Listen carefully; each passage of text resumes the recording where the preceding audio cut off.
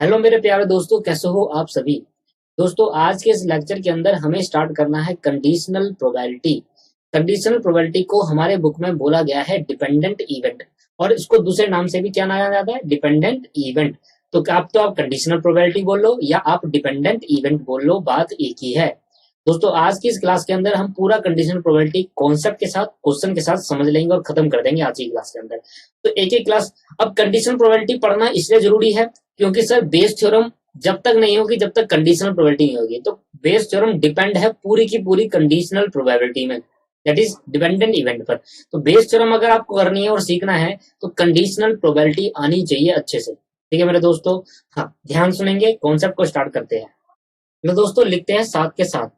पहले तो लिखते हैं क्या है ये इफ। बहुत अच्छे से समझाने वाला हूं, आज की क्लास पूरी कंडीशनल प्रोबेबिलिटी में लगाएंगे। If the event if the event are dependent if the event are dependent if the event are dependent the probability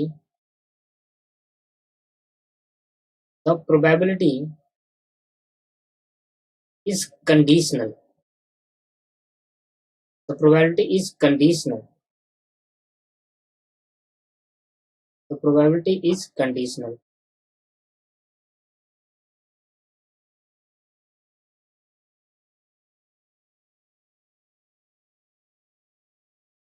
आगे लिखे दोस्तों।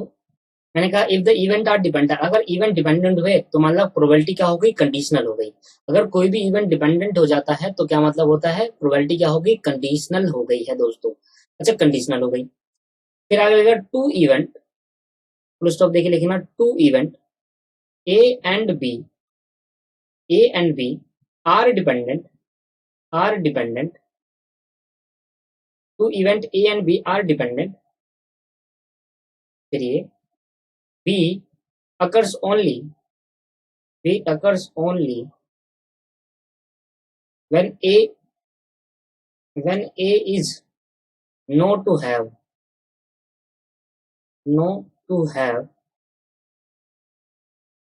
occurred. A is known to have occurred. इसको ऐसा करो, A occurs only जब when B is known to have occurred. A occurs only when B is known to have occurs. ठीक है दोस्त, ऐसे लिखो, A occurs only when B is known to have occurs. A occurs only when B is known to have occurs. दोस्तों, conditional probability का जो तरीका है वो है ये, probability of A slash B। अब इसका मतलब समझना, इसका मतलब है probability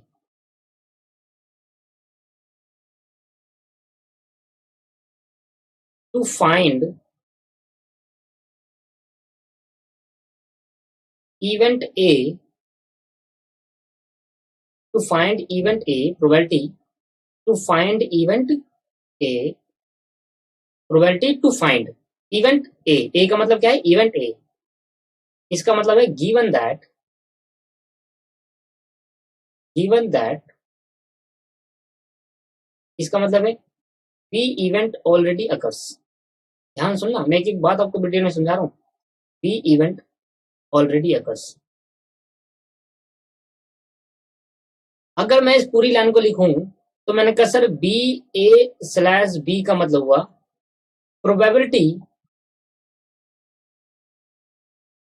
to find event A, probability to find event A given that event B is already occurred, इसका मतलब ऐसे पढ़ते हैं, already occurred। मेरी बात ध्यान समझना, P का मतलब हुआ प्रोबेबिलिटी टू फाइंड आउट, क्या इवेंट A फाइंड करो, स्लैश का मतलब हुआ गिवन दैट, जब आपको गिवन हो B इवेंट ऑलरेडी हो चुका, मतलब कि हमें इवेंट A की प्रोबेबिलिटी निकालनी है जब B इवेंट हमें दे रखा है, गिवन दैट का मतलब स्लैश मतलब क्या है, given that B event already हो चुका, that is called conditional probability. Probability of A निकालो। सर ए की प्रोबेबिलिटी निकालो जब ए बी इवेंट गिवन है कि ऑलरेडी हो चुका। क्वेश्चन में आपको कहेगा जो बी इवेंट है वो ऑलरेडी हो चुका है, तो बताओ ए इवेंट आने की प्रोबेबिलिटी क्या होगी।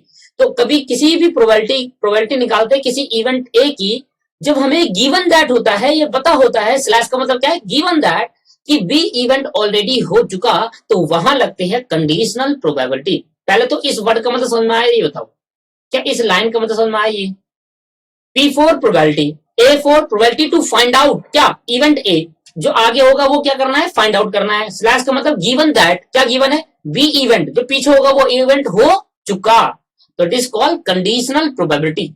पढ़ना जरा concept. If the event are dependent, अगर कोई इवेंट डिपेंडेंट है तो हम कहेंगे, अगर कोई इवेंट डिपेंडेंट है किस पे, ए अभी इवेंट किस पे डिपेंड हो गया सर, बी के होने पर। बी क्या होगा तभी ए होगा, बी जब ऑलरेडी अगर हो जाएगा तभी ए फाइंड आउट कर पाएंगे, that is called conditional probability. Event A depend हो गया बी पर, इवेंट ए तभी निकाल पाएंगे, तभी फाइंड आउट कर पाएंगे उसकी प्रोबेबिलिटी जब बी ऑलरेडी हो चुका होगा। तो मतलब जब तक बी नहीं होगा तब तक ए इवेंट नहीं आ सकता। तो प्रोबेबिलिटी कंडीशनल क्या होगी, if the event are dependent, अगर ए इवेंट आपस में डिपेंड है किस पे, बी पर, ए इवेंट किस पे डिपेंड है, बी पर, तो यहां लगती है conditional probability, that is called conditional. Conditional मतलब कंडीशन लगा दी कि बी के होने पर तभी ए फाइंड आउट होगा। देखना, two event A and B are independent, A occurs only, A तभी हो पाएगा when B is known to have occur, हम जानते हैं कि बी हो चुका है ना। ए इवेंट तभी आ पाएगा, ए का इवेंट तभी प्रोबेबिलिटी फाइंड आउट कर पाएंगे जब B is known to have occur, हम ये जानते हैं कि वो अकर होगा ही होगा। आई बात समझ में, तो इसको पढ़ना समझ में आया। अच्छा मैं कह सकता हूं ये भी तो हो सकता है, probability of B slash A, probability of B slash A, इसका मतलब क्या हुआ, बी इवेंट की प्रोबेबिलिटी निकालनी है गिवन दैट, ये हमें दे रखा है कि ए इवेंट हो चुका। क्या समझ में आया, probability to find out, to find event A, event B, probability क्या करनी है, क्या फाइंड करना है, event B, given that, given that का मतलब क्या होता है, स्लैश, स्लैश का मतलब क्या हो गया, given that event A already, event A is already occurred, event A हो चुका। मेरे दोस्तों इवेंट ए हो चुका, तो बताओ इवेंट बी की प्रोबेबिलिटी क्या है, that is B slash A. Probability of A slash B का मतलब क्या है, प्रोबेबिलिटी निकालनी है इवेंट ए की गिवन दैट, स्लैश का मतलब गिवन दैट जब बी ऑलरेडी हो चुका, तो ए अब डिपेंड हो गया बी पर, नीचे वाली कंडीशन में बी डिपेंड हो गया ए पर। तो सर कैसे निकालेंगे प्रोबेबिलिटी, फॉर्मूला, क्या बस फॉर्मूला अप्लाई करो और प्रोबेबिलिटी फाइंड आउट करो। मैंने कहा अगर probability of A slash B निकालना हो तो फॉर्मूला है probability of A intersection B, और क्या गिवन था, गिवन दैट था बी, क्या गिवन था दोस्तों, गिवन दैट था बी। अगर probability of A B intersection A निकालना है, बी इंटरसेक्शन ए निकालना है तो लिखना probability of B intersection A, और गिवन क्या था, प्रोबेबिलिटी ऑफ ए, मतलब जो गिवन होगा वो यहाँ आएगा, जो गिवन होगा वो ही यहाँ पर आएगा, मतलब जो हमें गिवन होगा। आ रही बात समझ में। अब probability of A intersection B और बी इंटरसेक्शन बी एक ही तो होता है, ए बी का इंटरसेक्शन निकालो वो भी कॉमन आएगा, बी और ए का इंटरसेक्शन निकालो तब भी कॉमन आएगा, तो उसको लिख सकते हैं probability of A intersection B upon में प्रोबेबिलिटी ऑफ ए। तो आप probability of A slash B निकाल लो, probability of B slash A निकाल लो, दोनों का फॉर्मूला क्या है, probability of A intersection B, ऊपर तो probability of A intersection B आना है, नीचे क्या आएगा, जो गिवन दैट है, जो गिवन है क्या है, इस केस के अंदर बी है और इस केस के अंदर क्या है सर, ए है, तो गिवन दैट आपके पास बी है, तो प्रोबेबिलिटी ऑफ बी और प्रोबेबिलिटी ऑफ ए। क्या बात समझ में आई दोस्तों या नहीं आया, क्या समझ में आया, कंडीशनल प्रोबेबिलिटी, ये तो कुछ बेसिक था। जब तक हम ना प्रोबेबिलिटी ऑफ इवेंट ए और इवेंट बी को नहीं समझेंगे तब तक नहीं समझ में आएगा, तो इसलिए एग्जांपल करने की कोशिश करता हूँ, एग्जांपल से कॉन्सेप्ट को और बेहतरीन तरीके से समझते हैं। एग्जाम्पल सिखाता हूँ आपको, एग्जाम्पल करते हैं और एग्जाम्पल की मदद से कॉन्सेप्ट को और अच्छे से क्लियर करते हैं कि क्या इवेंट ए और क्या इवेंट बी। ठीक है मेरे दोस्तों, चलो स्टार्ट करते हैं एग्जाम्पल। दोस्तों मेरे साथ एग्जाम्पल लिखे है, ये एग्जाम्पल कहीं नहीं मेरे खुद के एग्जाम्पल है, तो ध्यान समझे, कॉन्सेप्ट को बेहतरीन तरीके से समझाने के लिए एग्जाम्पल कराए जाते हैं आपको। अब मैथ टीचर, मान लो मैं हूं अब मैथ टीचर, खैर मैं तो अकाउंट भी पढ़ाता हूँ और लॉ भी पढ़ाता हूँ। अब math teacher gave her class test, अब math teacher gave her class test, class 2 test लिखो, 2 टेस्ट देती है, एक मैथ टीचर क्लास के अंदर 2 टेस्ट लेती है, 2 टेस्ट लेती है दोस्तों। फिर आगे कह रहा है 25% of class, 25% of the class, class का 25% हिस्सा पास कर देता है both the test, both the test, दोनों टेस्ट। जब ही बोथ आई तो उसका मतलब समझ लो क्या है ये सर, ये है इंटरसेक्शन। बोथ का मतलब ही क्या होता है दोस्तों, intersection. And 42% of the class, and 42% of the class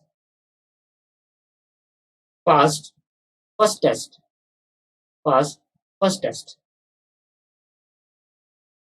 25% class में 25% स्टूडेंट ऐसे हैं जो दोनों टेस्ट पास कर देते हैं। क्लास में 42% स्टूडेंट ऐसे हैं जो क्लास फर्स्ट टेस्ट पास करते हैं, फर्स्ट टेस्ट ही पास करते हैं। आपसे क्वेश्चन पूछ रहा है what percentage of those who passed the first test, who passed the first test also passed the second test, also passed the second test। आपको प्रोबेबिलिटी निकालनी कितने परसेंट ऐसे बच्चे हैं जो पहले टेस्ट पास कर लेते हैं, जो बच्चे पहले टेस्ट पास कर लेते हैं वो सेकंड भी कर लेते हैं, also pass the second test. दोबारा समझ लो क्वेश्चन क्या पूछ रहा है। क्वेश्चन पूछ रहा है, सबसे पहले तो मैं लेट करता हूं, let A be the event, let A be the event who passed first test and B be the event who passed second test। A event उसको मान ले जो फर्स्ट टेस्ट पास करता है, बी इवेंट उसको मान ले सेकंड टेस्ट पास करता है। तो प्रोबेबिलिटी दे रखी है ए इंटरसेक्शन बी, दोनों जने पास करने की प्रोबेबिलिटी क्या है 25% अपॉन में 100। ठीक है, तो क्या आ गया सर आपके पास 0.25 आ गया। अच्छा, तो मैंने कहा प्रोबेबिलिटी ऑफ ए मिल गई मुझे। प्रोबेबिलिटी ऑफ ए का मतलब क्या है, एक स्टूडेंट जो सिर्फ प्रोबेबिलिटी ऑफ ए क्या है जो पहले टेस्ट पास करते हैं, तो 42%, तो 42 अपॉन में 100 दैट इज 42, 0.42। तो मैंने कहा 42% ऐसे है जो, अब दोबारा क्वेश्चन सुनना, क्वेश्चन क्या कह रहा है, क्वेश्चन कह रहा है कि वो स्टूडेंट जो पहले टेस्ट पास कर लेते हैं, मान लो 42 में से 100 बच्चे हैं, 100 में से 42 जने पहले टेस्ट पास कर लिया, तो उस 42 में से सेकंड टेस्ट कितने बच्चे पास कर पाएंगे। देखो, what percentage of those who passed first test, जिसने पहला टेस्ट पास कर लिया and also pass the second test, और उन्हीं बच्चों में से सेकंड टेस्ट भी पास कर लिया हो, उसकी प्रोबेबिलिटी निकालो। मतलब आपको क्या निकालना है दोस्तों मेरे, आपको निकालना है नाउ, आपको निकालना है कंडीशनल प्रोबेबिलिटी। क्या प्रोबेबिलिटी ऑफ बी निकालनी है कि जिसने सेकंड टेस्ट पास कर लिया, गिवन दैट कि ए गिवन है, ए कौन है, फर्स्ट टेस्ट पास कर लिया है। सॉरी मैं क्या बोल रहा हूं, बोलने का तरीका सही नहीं है, दोबारा देखो। प्रोबेबिलिटी निकालनी है कि वो स्टूडेंट जो सेकंड टेस्ट पास कर लेंगे जब उन्होंने फर्स्ट टेस्ट पास कर लिया हो। देखो ए क्या है, इसका मतलब लिख देता हूं, probability to find the student who passed second test। Probability निकाली कितने बच्चे स्टूडेंट सेकंड टेस्ट पास कर लेंगे, given that 42% of student already passed first test. मेरी बात समझ लो दोस्तों, 100 बच्चे हैं क्लास के अंदर, 42 बच्चे पहले टेस्ट पास कर लेते हैं, तो दूसरे बाकी को तो भूल जाओ, उस 42 को पकड़ रहा हूं जो पहले टेस्ट पास कर लेते हैं। अब इसमें से सेकंड टेस्ट कितने बच्चे पास करते हैं, सेकंड टेस्ट पास होने की प्रोबेबिलिटी निकालनी है जब पहला टेस्ट ऑलरेडी पास कर चुके वो बच्चे। समझ में आ रहा, मैंने 100 बच्चे हैं क्लास के अंदर, 42 बच्चे वो निकाले जिन्होंने पहला टेस्ट पास कर लिया, फर्स्ट स्टेज मान लो, फर्स्ट स्टेज पास कर ली, तो उस बाकी रिमेनिंग जो बच गए उनको हटा ही दिया, 42 को पकड़ लिया। अब इसमें से कितने जने ऐसे, कितने स्टूडेंट ऐसे हैं जो सेकंड टेस्ट भी पास कर ले। जब सेकंड टेस्ट पास होने की प्रोबेबिलिटी निकालनी है, ध्यान सुनना, सेकंड टेस्ट पास होने की प्रोबेबिलिटी निकालनी है जब पहला टेस्ट ऑलरेडी पास हो चुके वो स्टूडेंट। क्या बात सही है नहीं है, that is called conditional probability. अब समझ में आया इवेंट ए और इवेंट बी। देखो कैसे निकालेंगे मेरे दोस्तों निकालेंगे probability of B intersection A, निकालेंगे probability of A intersection B, B intersection A लिख लो या ए इंटरसेक्शन बी लिख लो, बात तो एक ही है। और गिवन दैट आता नीचे, ये तो पता है। तो मैंने कहा क्या मतलब है, मतलब ये है कि बी सेकंड टेस्ट पास होने की प्रोबेबिलिटी बताओ जब फर्स्ट टेस्ट ऑलरेडी स्टूडेंट ने पास कर लिया हो, मतलब वो 42% स्टूडेंट। तो मैंने कहा बता लो कितनी है, मैंने कहा 25% स्टूडेंट है जो बोनो पास कर लेते हैं, और 0.42 स्टूडेंट है जो सिर्फ पहले टेस्ट पास करते हैं, पहले टेस्ट पास करने के बाद कर लेते हैं। तो मैंने कहा 0.45 डिवाइड बाई 0.42, यह आया 0.59। क्या है दोस्तों, 0.59, दैट इज 59%।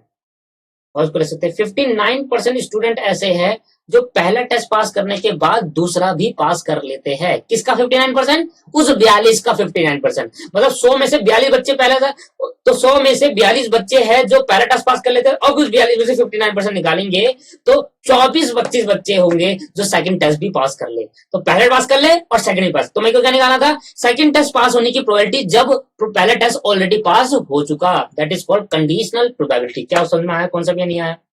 क्या दोस्तों समझ में आया या नहीं? सर आ गया, समझ में आ गया सर। और करते हैं सर, और करते हैं क्वेश्चन, एग्जाम्पल एक और लिखते हैं। और क्लियरिटी लेने के लिए एग्जाम्पल और करना पड़ेगा।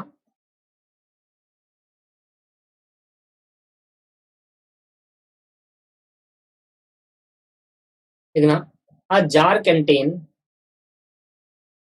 अ jar contain black and white marble. एक जार कंटेन करते हैं, एक जार के अंदर ब्लैक और व्हाइट मार्बल है, white marbles. Two marble are chosen without replacement, two marble are choose without replacement, without replacement. The probability of selecting, the probability of selecting, the probability of selecting a black marble, the probability of selecting a black marble,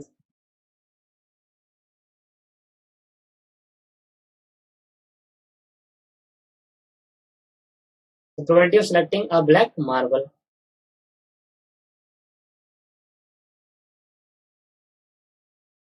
and and then a white marble, then a white marble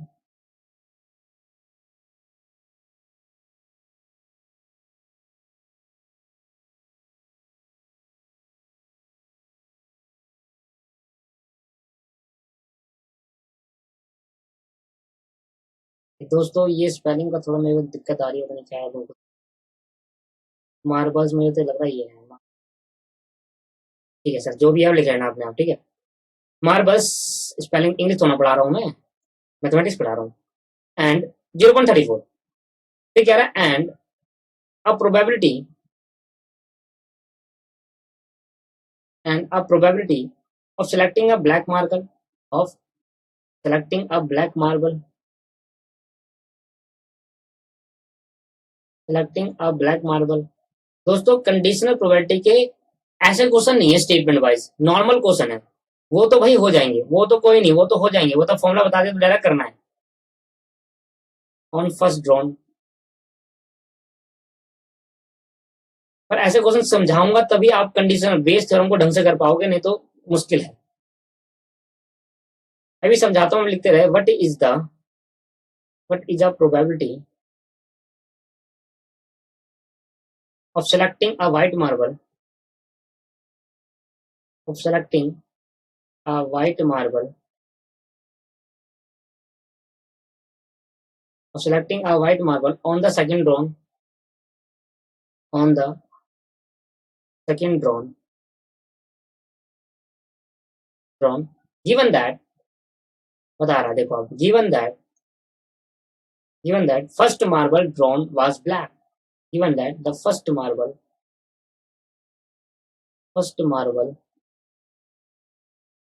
drawn was black, drawn was black। अब आ गया ना given that, लो भाई लो, ये question है आपके पास conditional probability का। इसके बाद हम सीधा अपने बुक के क्वेश्चन पे जाएंगे, सोल्यूशन करते हैं आंसर इसका। Let A be the event, let A be the event drawn black marble in first drawn,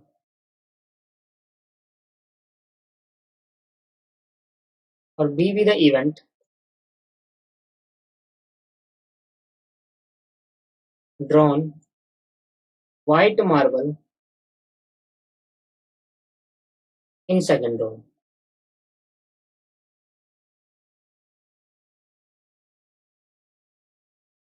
भाई मैंने एक इवेंट मान लिया कि पहले बार अगर ड्रॉ निकालता हूं तो मैं दो बार, एक जार के अंदर दो मार्बल है, मार्बल्स, तो एक जार के अंदर दो मार्बल्स है, ठीक है।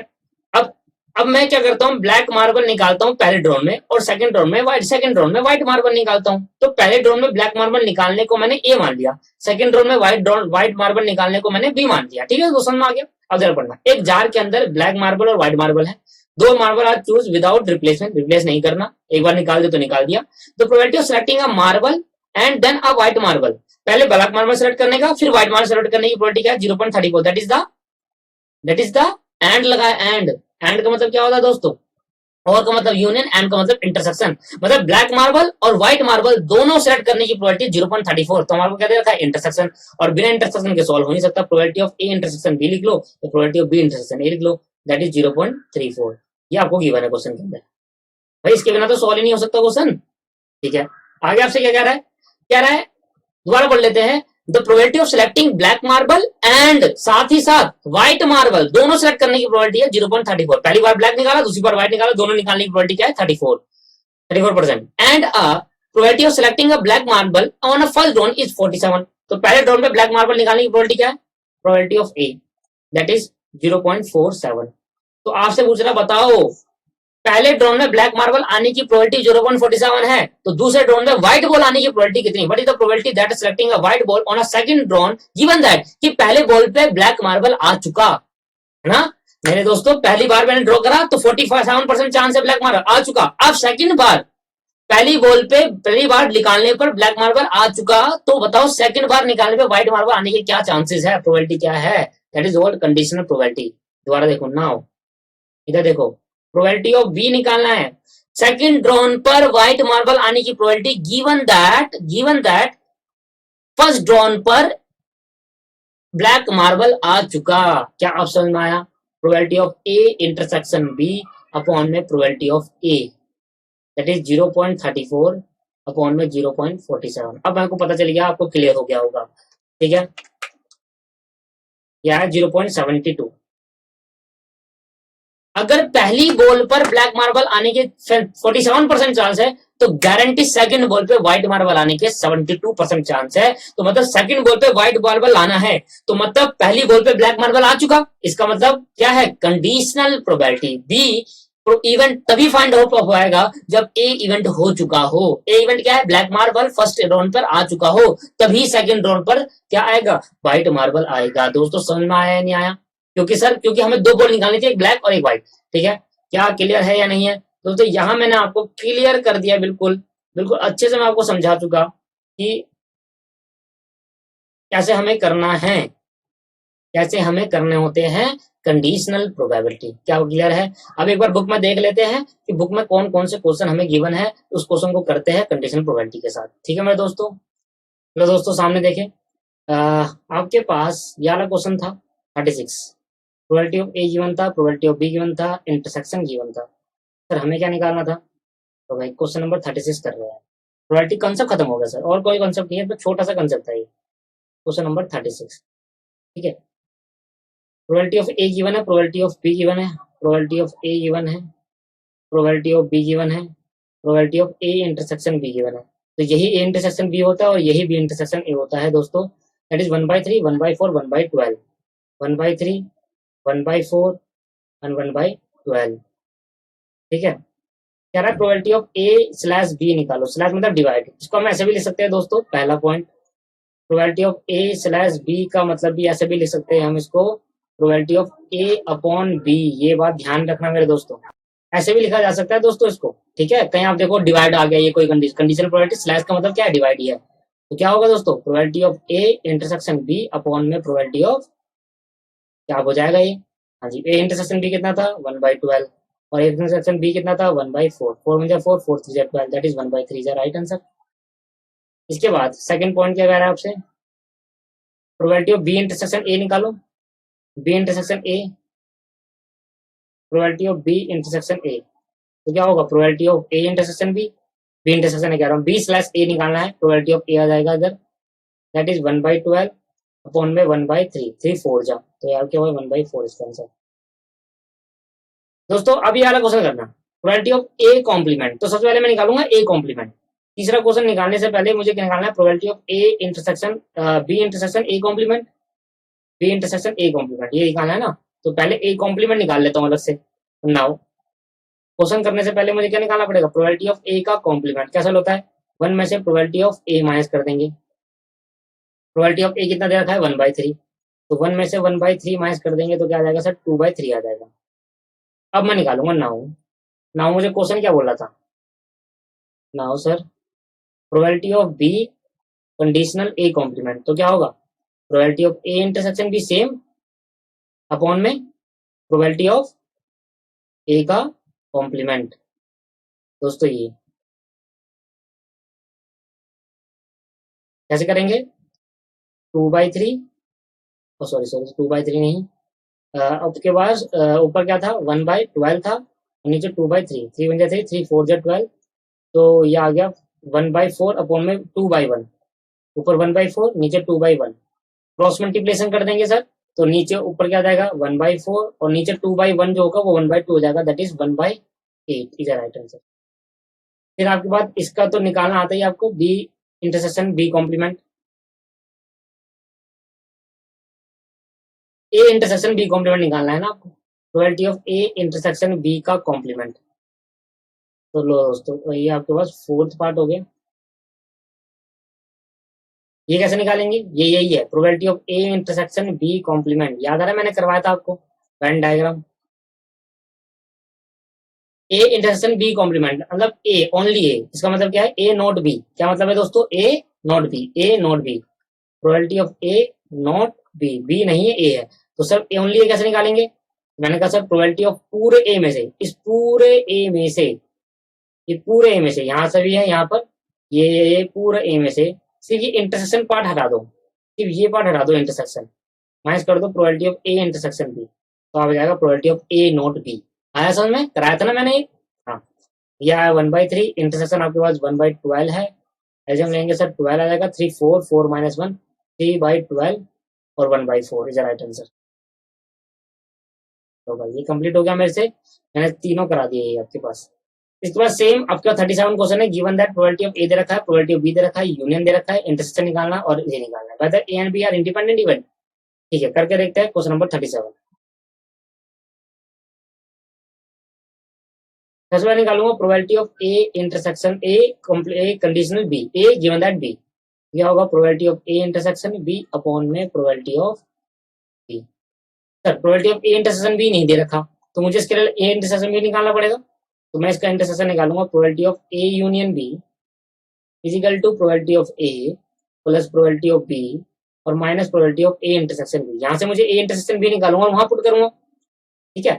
तो probability of A union B दे रखा है 3/4,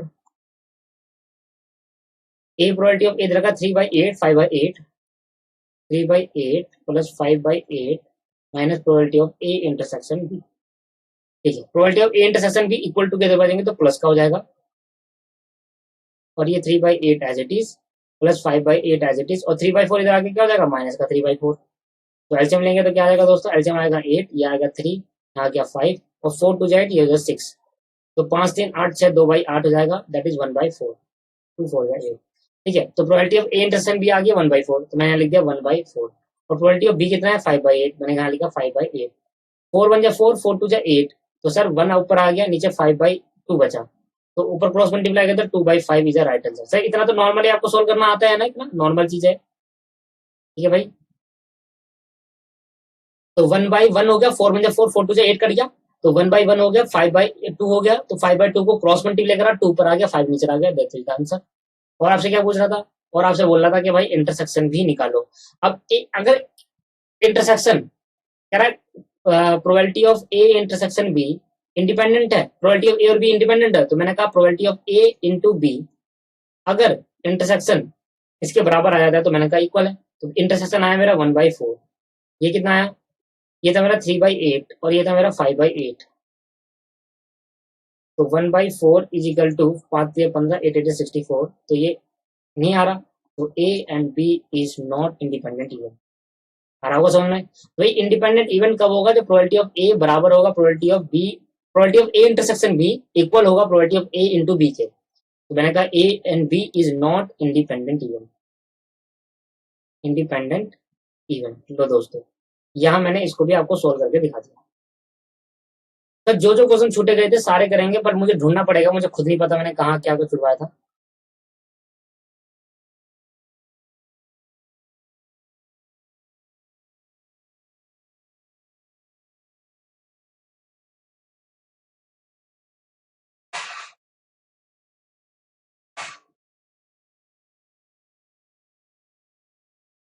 लो दोस्तों, एक लास्ट क्वेश्चन और रह गया प्रोबेबिलिटी का। ये रहा, मैंने बड़ी मुश्किल से ढूंढा है, मेरे को मिल नहीं रहा था। If A and B are two event, A और बी दो इवेंट है, such that probability of A हमें 0 से बड़ी होनी चाहिए और प्रोबेबिलिटी ऑफ 1 के बराबर नहीं होनी चाहिए, या तो 1 से ज्यादा हो या 0 हो। ठीक है, तो बताओ प्रोबेबिलिटी ऑफ ए का कॉम्प्लीमेंट और बी का कॉम्प्लीमेंट क्या होगा स्लैश में। तो इसको लिख देंगे प्रोबेबिलिटी 1 में से probability of A slash B minus कर देंगे। देखो दोबारा, probability of A complement B complement कैसे निकालेंगे? 1 में से probability of A slash B. तो अगर मैं ये निकाल दूं तो 1 में से माइनस करूंगा तो ऑटोमेटिकली मिल जाएगी। तो ये निकालने के लिए मुझे चाहिए भाई कितना है प्रोबेबिलिटी ऑफ ए और कितनी प्रोबेबिलिटी ऑफ बी और इंटरसेक्शन कितने हैं। तो इस बार में मुझे इवेंट मानना पड़ेगा। Question number 92। तो सर लेट एक इवेंट मान लेते हैं। Let a coin is tossed 2 time, coin is tossed, कुछ भी मान लो, कुछ भी मान लो सर, हेड मान लो, कॉइन या डाइस फेंक लो, कुछ ही फेंक लो। Coin is tossed, coin is tossed 2 time, 2 time, 2 time फेंका। तो सैंपल स्पेस क्या बन गया सर? सैंपल बन गए head head, head tail, tail head और टेल टेल। इसके बाद मैंने एक इवेंट ए माना, इवेंट ए माना, और इवेंट ए माना कि exactly 1 head, at least 1 head, at least 1 head, एक हेड आने की इवेंट ए मान लिया। तो सर ए क्या हो जाएगा? एक हेड, कम से कम एक हेड आ जाएगा, हेड हेड, हेड टेल और टेल हेड।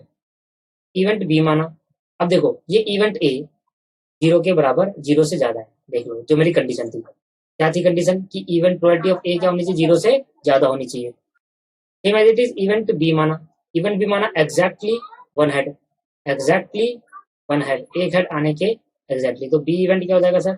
ये होगा हेड टेल और head head, tail head, exactly 1 head का मतलब ये। और देखो इवेंट बी जो है, प्रोबेबिलिटी ऑफ जो बी आएगी मेरी, वो क्या होगा सर? वो आपके पास 1 के बराबर नहीं आएगी। देख लेना आप, देखो प्रोबेबिलिटी ऑफ बी कैसे निकालेंगे? देखो यहाँ पर 2 है, 2 है, तो प्रोबेबिलिटी ऑफ बी क्या आएगी दोस्तों? यहाँ पर 2 है और टोटल सैंपल स्पेस मेरे पे कितना है सर? 4 है, तो 2/4 ये प्रोबेबिलिटी ऑफ बी आ गई। Same as it is probability of A देख लेते हैं, प्रोबेबिलिटी ऑफ ए कितनी आएगी?